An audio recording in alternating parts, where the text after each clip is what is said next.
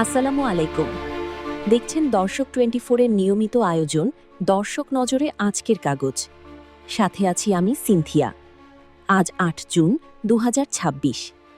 প্রতিদিনের মতো আজকেও আমরা সংবাদপত্রের প্রথম পাতা ঘেঁটে দেখব দেশের শীর্ষ পত্রিকাগুলোর প্রধান খবর।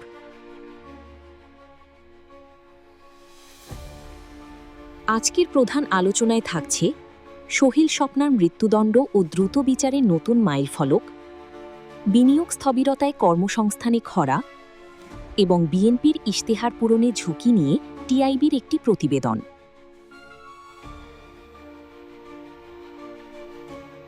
শুরুতেই নজর দিই বাংলাদেশ প্রতিদিন পত্রিকার পাতায়। তাদের প্রধান শিরোনাম সোহেল স্বপ্নার ফাঁসি, যেখানে ৬ কর্মদিবসে রায়ের রেকর্ড এবং খুশি রাষ্ট্র ও আসামি পক্ষের কথা বলা হয়েছে। এই পাতার অন্য একটি বড় শিরোনাম হল বিনিয়োগ স্থবিরতায় কর্মসংস্থানে খরা।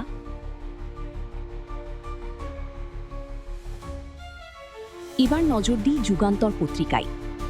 তাদের প্রধান শিরোনাম সোহেল ও স্ত্রী স্বপ্নাক ফাঁসিতে ঝুলিয়ে মৃত্যুদণ্ডের আদেশ, দ্রুত বিচারে নতুন মাইলফলক। এছাড়া প্রথম পাতার আরেকটি আলোচিত শিরোনাম হল সুশাসনের ঘাটতি ও দলীয় প্রভাব, বিএনপির ইশতেহার পূরণে ঝুঁকি, যা টিআইবির একটি গবেষণা প্রতিবেদন।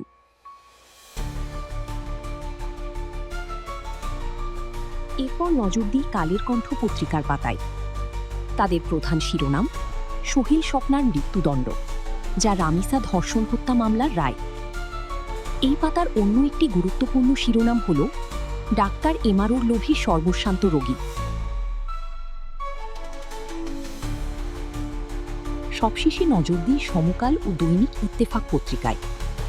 সমকাল পত্রিকার প্রধান শিরোনাম ৫ কর্মদিবসে বিচার, স্বামী স্ত্রীর মৃত্যুদণ্ড। আর তাদের অন্য একটি বড় খবর আন্তর্জাতিক আইন মানতে চায় ঢাকা, সাড়া নেই দিল্লির।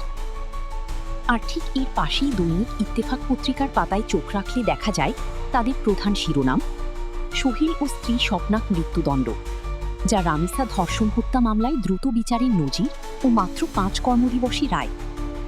একই সাথে প্রথম পাতায় রয়েছে সরকারের দৃঢ় অঙ্গীকারের প্রতিফলন, অপরাধ দমনে জিরো টলারেন্স, যা শিশু রামিসা হত্যার রায় সম্পর্কে প্রধানমন্ত্রীর বক্তব্য।